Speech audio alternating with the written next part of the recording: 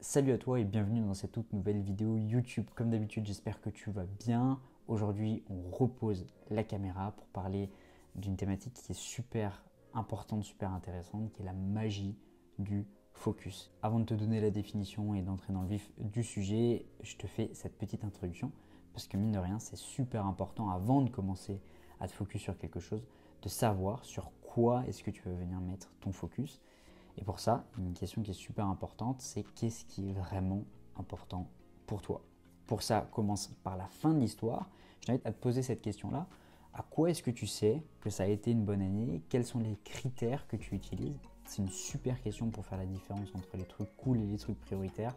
Pour moi, par exemple, les deux trucs super importants avant la fin de l'année, là on est en novembre, donc il me reste novembre, décembre, et avant la fin de l'année, ce qui était important pour moi, c'était d'ouvrir mon entreprise et d'accompagner mes premiers clients, chose que je suis en train de réaliser. Une fois que tu as ça, tu fais ce qu'on appelle du reverse engineering, c'est-à-dire que tu prends le chemin à l'envers. Une fois que tu as tes 2 ou 3 objectifs principaux, l'idée c'est qu'est-ce que du coup, pour aller réaliser ces objectifs-là, qu'est-ce que tu dois mettre en place ce mois-ci, qu'est-ce que tu dois mettre en place cette semaine, etc., etc., etc. Plus tu sais ce que tu veux, plus tu mets de la précision, plus tu vas pouvoir l'obtenir. Il y a beaucoup de gens qui sont frustrés à la fin de l'année parce qu'ils n'ont pas atteint les résultats qu'ils voulaient. Mais en vérité, quand on creuse un peu, ils ne savent pas ce qu'ils veulent. Bien souvent, ils ne savent pas ce qu'ils veulent. C'est triste, d'où l'importance de mettre de la précision sur ce que tu veux, d'avoir vraiment un objectif qui est super important pour toi, et dans un deuxième temps, de réfléchir au pourquoi. Pose-toi la question du pourquoi. Pourquoi est-ce que c'est si important pour toi d'aller réaliser cet objectif-là, d'aller franchir cette étape-là, et de noter la réponse sur un bout de papier. Je l'ai fait plusieurs fois, je l'ai fait pour mon choix d'études, je l'ai fait pour l'ouverture de mon entreprise. Et c'est vrai que le fait de l'avoir couché sur le papier, ça permet en fait de l'imprégner encore plus dans ton cerveau. Tu l'as écrit à la main et ça permet de revenir à ce bout de papier-là, tu le conserves.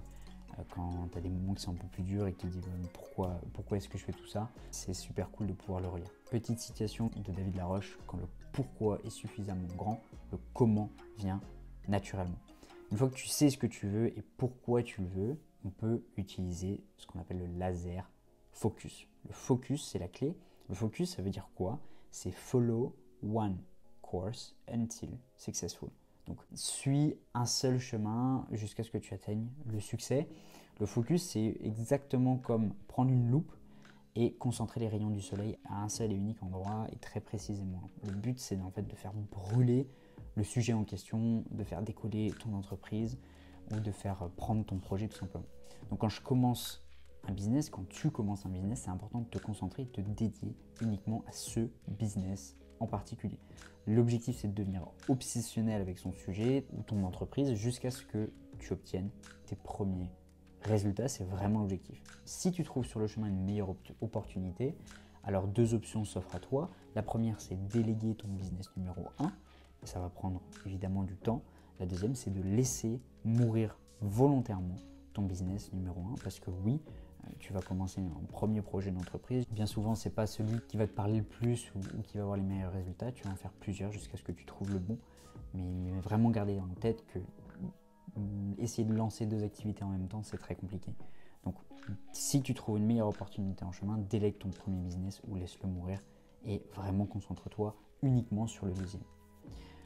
Deuxième point que je voulais aborder avec toi, est-ce que tu préfères, et ça c'est vraiment une question ouverte, est-ce que tu préfères mettre ton focus sur perdre le moins ou est-ce que tu préfères mettre ton focus sur gagner le plus possible entre guillemets ou en tout cas sur ton désir de gagner? Qu'est-ce qui est le plus puissant selon toi? Et la vérité, c'est que ta peur de perdre t'empêche de gagner. Tu vas comprendre.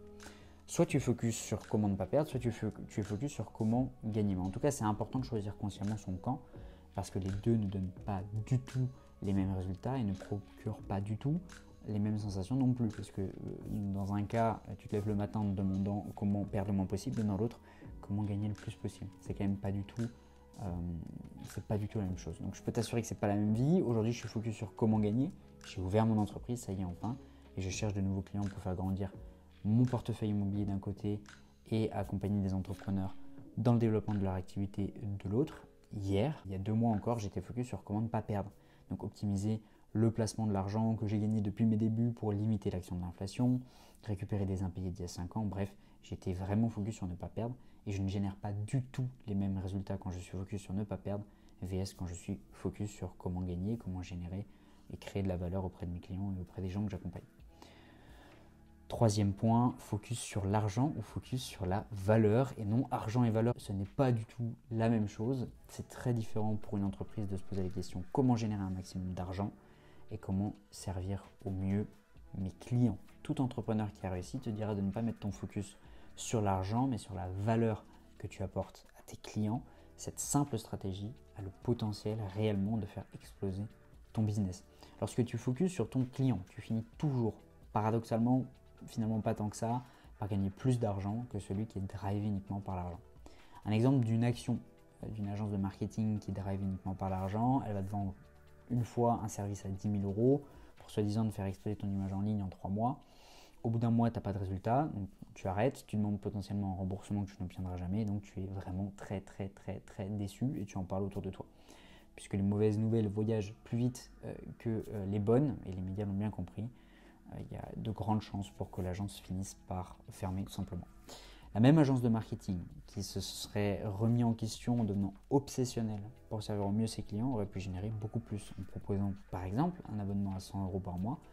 Elle ne signe pas un client tous les 3 mois mais 10 parce qu'elle a une offre qui est beaucoup plus abordable et en partant du principe que la moitié des clients aient décidé de prolonger au-delà de 3 mois, c'est-à-dire restent dans ce système d'abonnement. En un an, elle fait 24 000 € et avec tout l'effet boule de neige que génèrent des clients qui sont satisfaits, c'est-à-dire que les gens parlent autour d'eux, que potentiellement ils vont souscrire à une autre offre que tu vas leur proposer. Bref, la deuxième option, lorsque tu es vraiment focus sur comment générer un maximum de valeur et apporter un maximum de valeur à tes clients, tu génères beaucoup plus d'argent. Et c'est beaucoup plus pérenne en plus de ça comme business. Donc, créer une entreprise pour générer un maximum de cash et créer une entreprise pour apporter un maximum de valeur à ses clients, ce n'est pas le même focus, ce n'est pas les mêmes actions qui en découlent et ce ne seront pas les mêmes résultats. Dis-moi en commentaire quel camp tu choisis. En attendant, je te dis à la semaine prochaine pour une nouvelle vidéo. Allez, ciao!